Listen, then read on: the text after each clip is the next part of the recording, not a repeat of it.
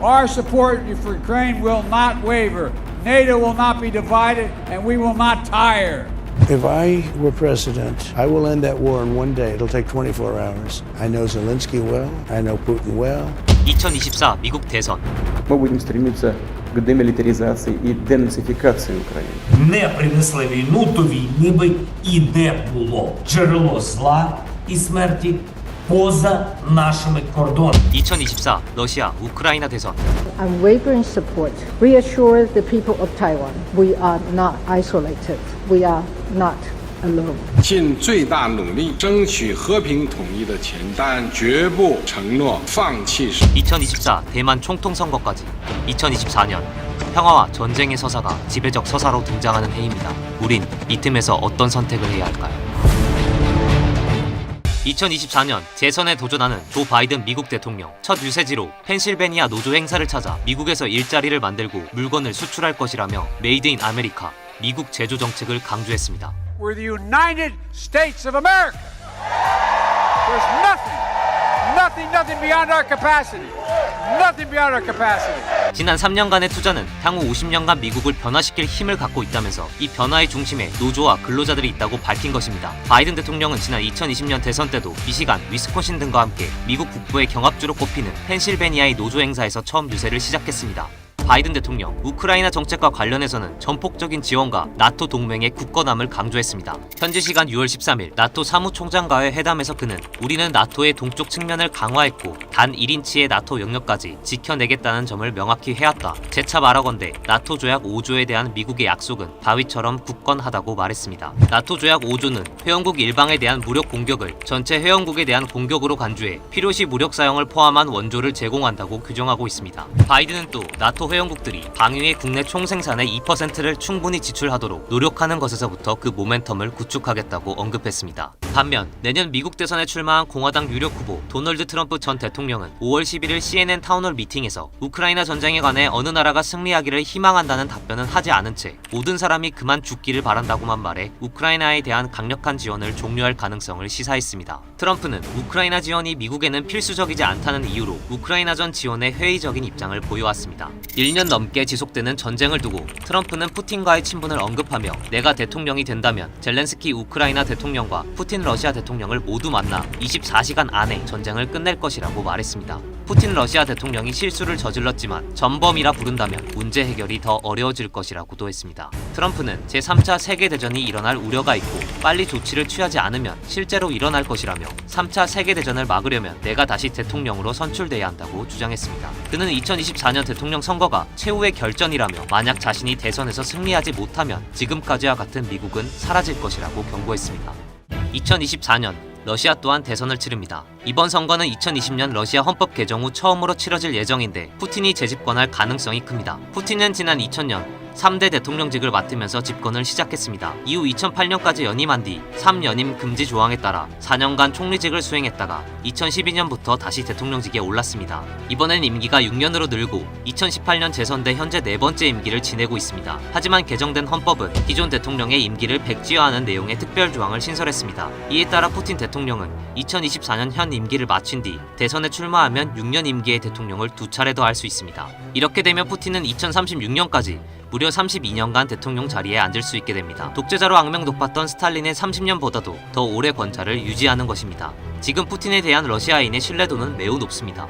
러시아 여론조사 기관이 2023년 3월 27일부터 4월 2일까지 18세 이상 러시아인 1,600명을 대상으로 푸틴 대통령을 신뢰하는지 물었는데 신뢰도가 무려 80.4%에 육박했습니다. 국정 지지율도 77.9%를 기록했습니다. 푸틴의 핵심 공약인 경제적 부흥과 강한 러시아의 자긍심 부활이 러시아 국민들을 자극했다는 분석입니다.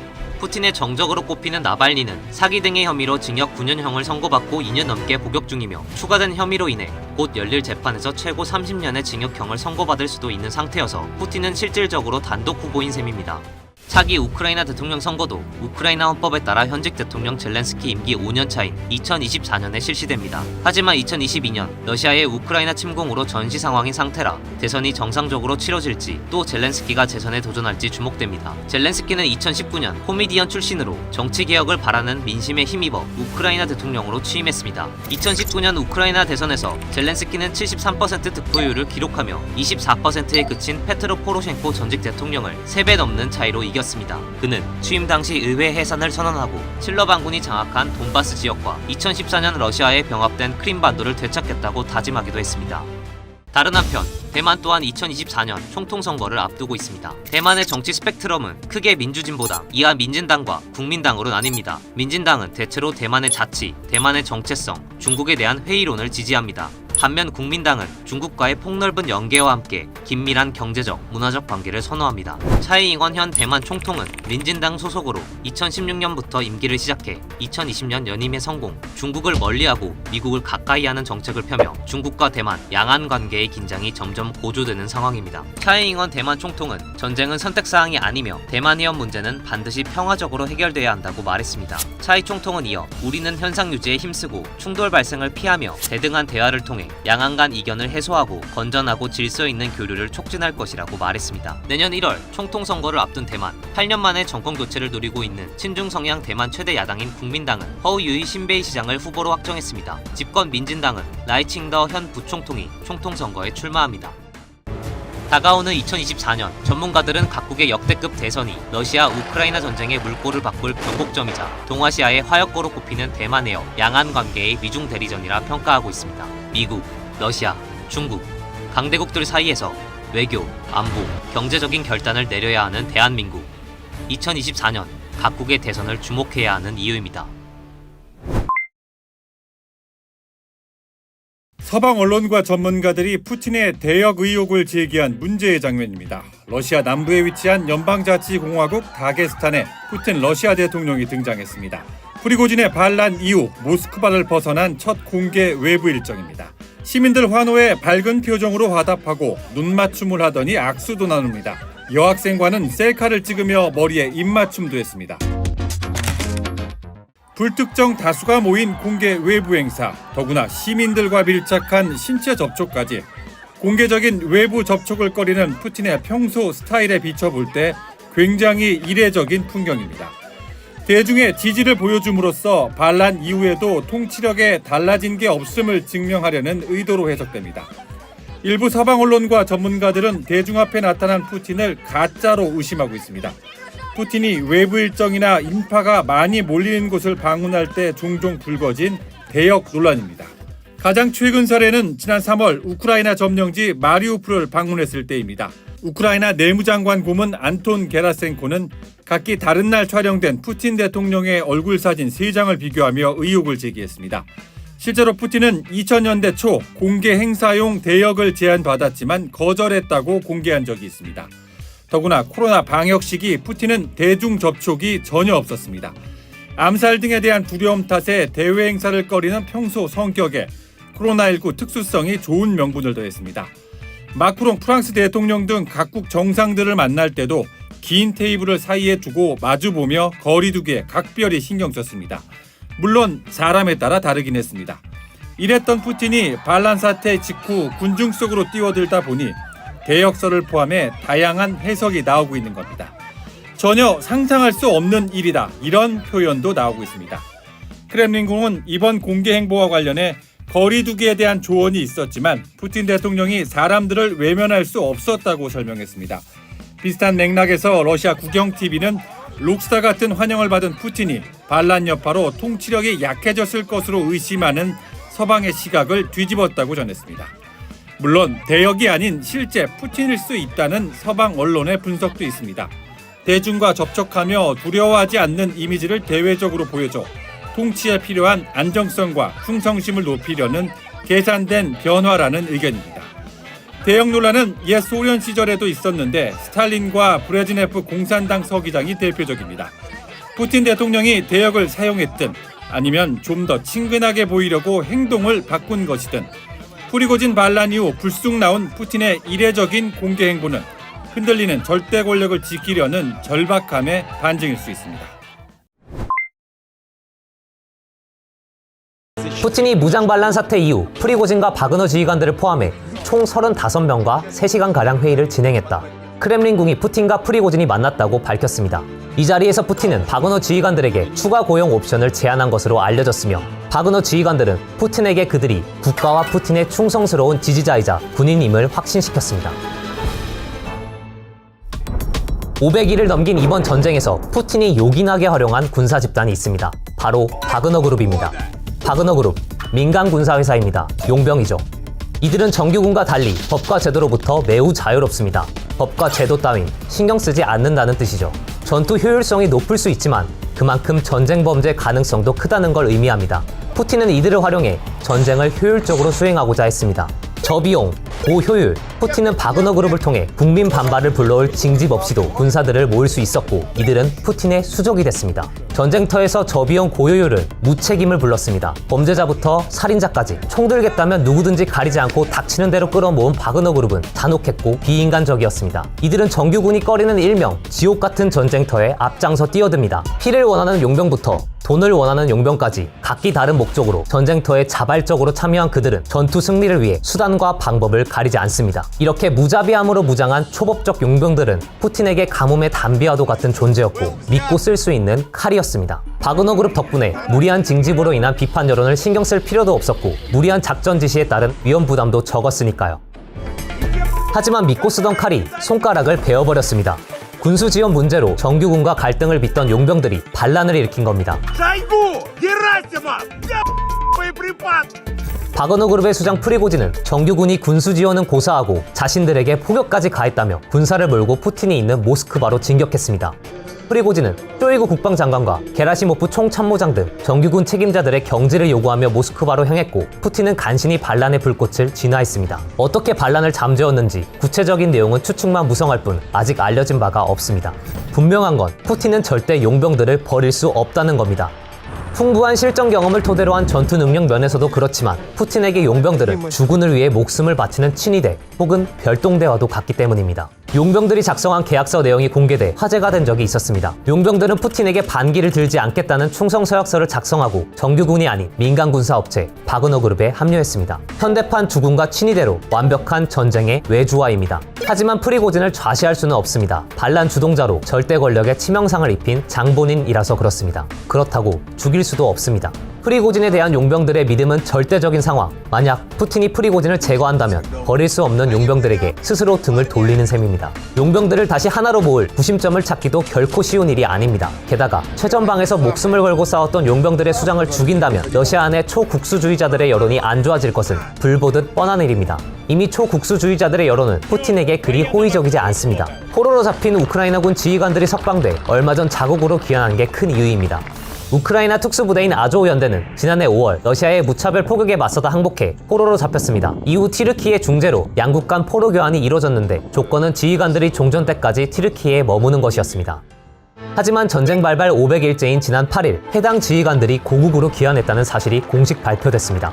우크라이나와 티르키의 정상회담 결과인데 이를 두고 러시아 초국수주의자들은 크렘린궁을 비판하고 있습니다. 왜 제3국으로 보냈냐? 최전방의 사기를 떨어뜨린다. 러시아를 분열에 빠뜨린다며 푸틴을 비난하고 있습니다. 그동안 푸틴은 마리우폴에서 잡은 아조우 연대 지휘관들을 나치라 지칭하며 그들을 전쟁의 명분으로 삼아온 터라 이번 비판이 더 뼈아플 수밖에 없습니다.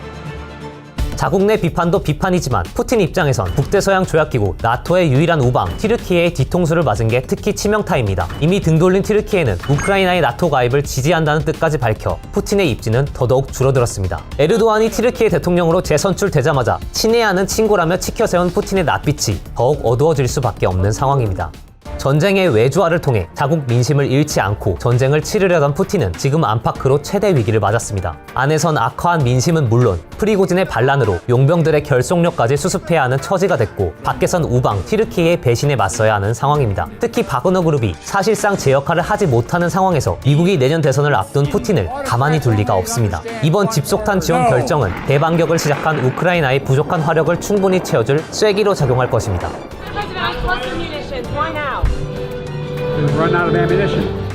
영원히 든든한 수족일 줄 알았던 바그너 그룹이 이탈한 상황에서 만약 러시아의 인적 물적 자원 부족으로 방어망이 무너지기 시작한다면, 그래서 다시 자국민 징집을 시도해 병력 부족 문제를 해결하려 든다면, 우크라이나 전쟁 초기 키이우를 단기간에 함락하지 못했던 때처럼 여론은 급속도로 악화하기 시작할 것입니다.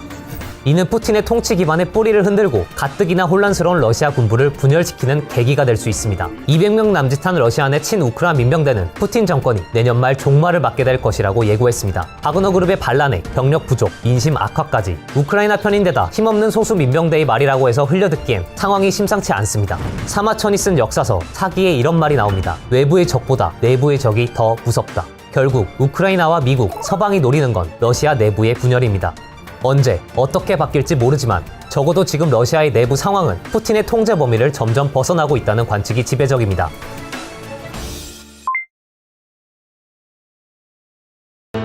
러시아 정부가 대대적으로 홍보한 모병 광고입니다.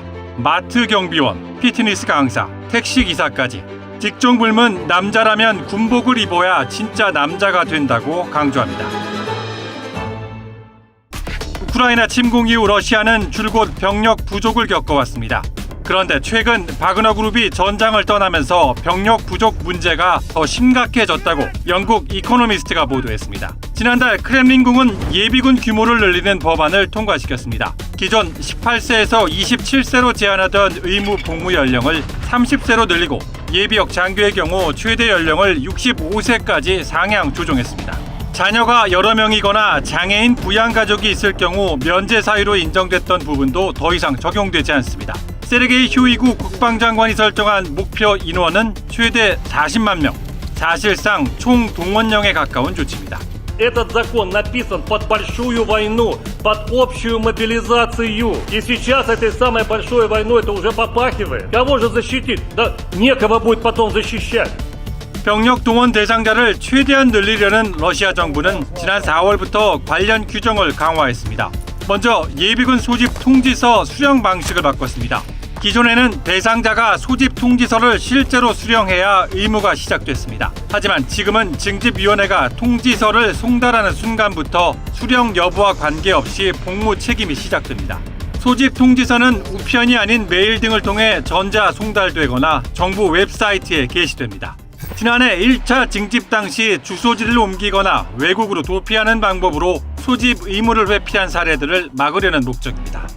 Any person in Russia between 18 and 60 can be drafted any moment, and leaving the country is can be strict any moment for these people, potential soldiers.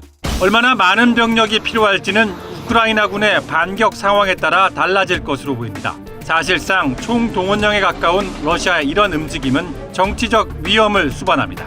지난해 9월 1차 예비군 징집 당시 러시아 전역에선 반대 시위가 일어났습니다. 군 모집센터에 방화가 일어났고 수십만 명이 징집을 피해 러시아를 떠났습니다. 당시 최소 30만 명이 우크라이나 전쟁에 증원됐지만 훈련은 물론 장비도 제대로 갖추지 못해 상당수가 사망하거나 부상을 입었습니다. 푸틴 대통령은 동원은 완전히 끝났다고 발표했지만 추가 징집으로 당시 발표는 거짓말이 돼버렸습니다. 문제는 이렇게 징집된 젊은 군사들이 최전방 격전지로 배치될 가능성이 있다는 점입니다. 구소련 시절 아프가니스탄과 체첸 전쟁을 겪은 러시아에선 징병제로 복무 중인 군인을 최전선에 보내는 게 금기시 되어왔습니다. 하지만 러시아는 징병으로 소집된 러시아 젊은이들과 직업군인 계약을 맺는 방법으로 이런 금기를 피해가고 있습니다. 이와 관련 러시아 인권단체 대표는 직업군인 계약을 맺는 젊은 세대 절반 정도가 위협이나 강압, 거짓말을 통해 계약서에 서명하고 있다고 주장했습니다. 과거 이런 계약은 3개월의 군 복무를 마친 후에만 가능하도록 제한했지만 4월 통과된 푸틴 대통령의 새 법은 이런 제한 규정을 폐지했습니다.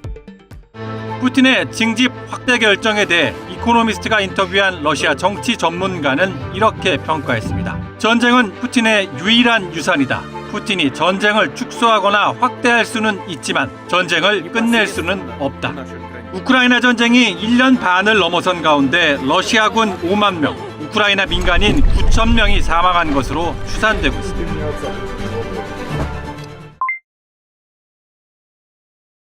지난해 9월 용병기업 바그너그룹 수장 예브게니 프리고진은 러시아군 최고 영예 중 하나인 러시아 영웅 칭호를 받았습니다. 우크라이나 전쟁에 대한 공로를 인정받은 겁니다.